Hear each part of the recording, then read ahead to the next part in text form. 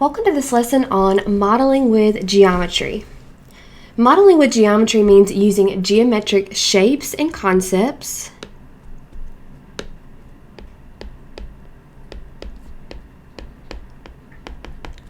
to solve real-life problems. In this lesson, we will be using area, volume, ratios, and proportions,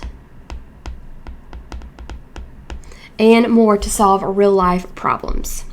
So let's go over some examples. Number 1, New York City has a population of 8.6 million people. If the population density is 27,000 people per square mile, how big is the city in square miles? And population density just means how many people per a piece of land. Okay, so in this scenario, we can set up a proportion. So we know that the whole city has 8.6 million people. So if we wrote that out, that would look like that.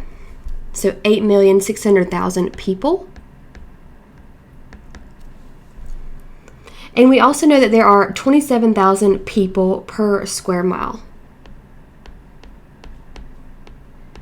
So anytime you see that word per, you can make a ratio or a fraction. So 27,000 people per square mile, that means per 1 square mile.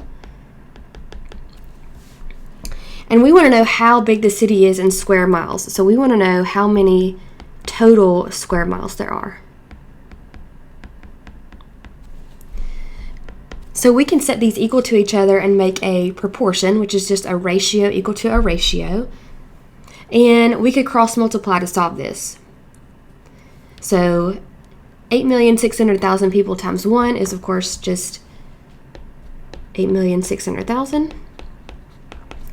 X times 27,000 is 27,000x.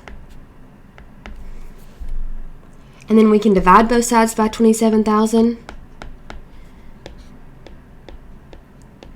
Of course, a lot of the zeros are going to cancel out. But when we divide that, we're going to get 318.5 square miles. So that is the total square miles in the city.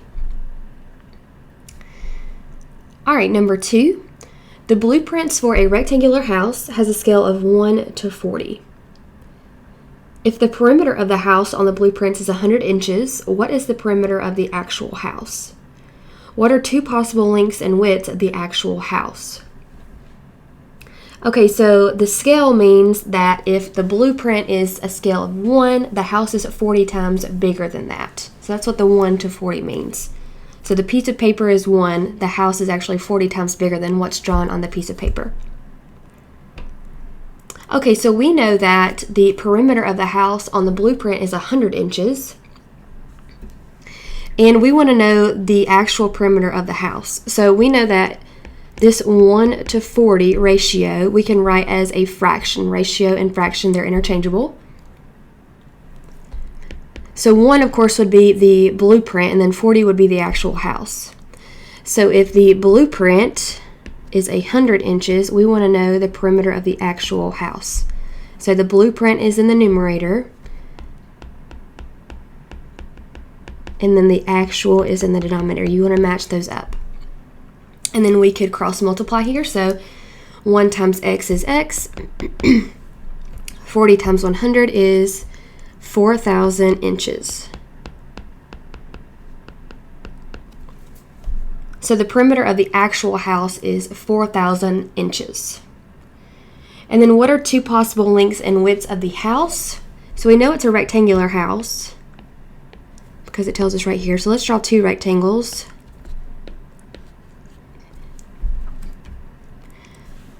All right, so I'm just going to pick a whole number for the length. So let's say that the length is 1,200. And remember, for a rectangle, they're the same on both sides.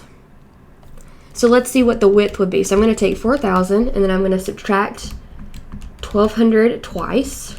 Or you could just subtract 2,400. And I have 1,600 left. So this is what I'm doing. I'm taking 4,000. That's the total perimeter. And remember, perimeter is just how far it is around the outside, the sum of the outside pieces. All right, so I've subtracted 1,200 and 1,200. So I have 1,600 left, but I need to divide that in 2 because I have 2 sides left. So that would be 800 here and 800 here. So that's one possible length and width, 1,200 by 800. All right, and then you can do that again. Let's say that this is 1,500 and 1,500. So I'm going to take 4,000 minus 1,500 minus 1,500, which gives me 1,000 left, which means both of these would be 500. And you can go back and check yourself. Just add the 4 sides up and make sure that you get 4,000. Those are not the only 2 answers. Those are just 2 possibles. There are lots of different answers for the lengths and the widths. All right, number 3. The density of concrete is 8.96 grams per centimeters cubed. If the mass of a piece of concrete is 12 grams, what will the volume be in cubic centimeters? So this ratio here I can rewrite like this: 8.96 grams per 1 centimeter cubed. I can write it as a fraction. All right, and then the mass of a piece of concrete is 12 grams. So I'm going to put grams on top in the numerator because grams is in the numerator here. And then what will the volume be? So that's our x in cubic centimeters. Now be careful when you're cross multiplying here. You don't need to worry about actually cross multiplying the units. So if you want to rewrite this with just the numbers, let's get rid of that grams, and then cross multiply, and just make sure you add your correct unit for your answer at the end. You don't want to try to do anything with this 3. That's part of the units. All right, so I'm going to cross multiply. X times 8.96 is 8.96x. 1 times 12 is 12. And then divide both sides by 8.96 because we want to isolate the variable x. All right. And when I divide that, I get about 1.3. And remember, your units cubic centimeters or centimeters cubed. All right, number 4. A gumball machine has a spherical, that's important, glass section that holds the gumballs. Spherical just means it's in the shape of a sphere, like a ball. The sphere has a diameter of 20 inches. If one gumball has a radius of 0.2 inches, how many gumballs will fit in the machine? So we're talking about volume here. How many will fit inside? That's volume, the space inside a 3D shape. So let's find the volume of the whole machine first, the spherical part of the machine. We'll just call it a glass sphere. That's where the gumballs actually go. So the formula for volume is 4/3 pi r cubed. We know that the diameter is 20, so that means my radius is 10 inches.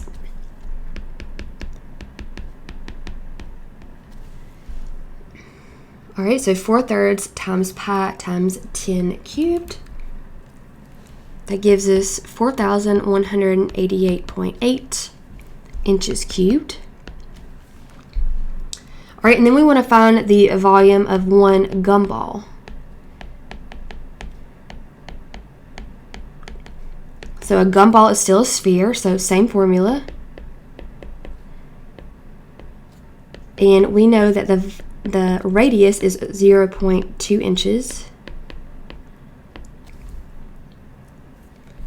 All right, so that gives us about 0.03 inches cubed.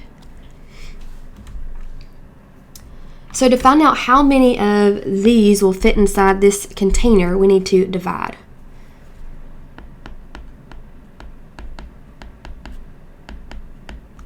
So 4,188.8 divided by 0.03, and that gives us about 139,626 gumballs. And I'm going to round to the nearest whole number because we're talking about whole gumballs. We don't want pieces of gumballs in there. All right, last example. A farmer plants 30 cotton plants per 100 square feet. If he has 5 acres of land, how many cotton plants does he have in all? So this per right here tells me I can make a ratio. 30 cotton plants, I'm just going to label that C, per 100 square feet. All right, he has 5 acres of land. So I know that land is going to go on the bottom with that square feet, but I can't use 2 different units. So we're going to have to convert that 5 acres into square feet. So right here you have the conversion. 1 acre is 43,560 square feet. So we want to know how many square feet is in 5 acres. So we just need to multiply that by 5, which gives us 217,800 square feet. So that's going to go in the denominator. And we want to know how many cotton plants he has in all. All right, so I'm going to cross multiply that. So 30 times 217,800, 6,534,000. And then 100 times x is 100x. So I will divide both sides by 100, which is going to give me 65,340 cotton plants. All right, you can go ahead and stop the video now and complete your practice.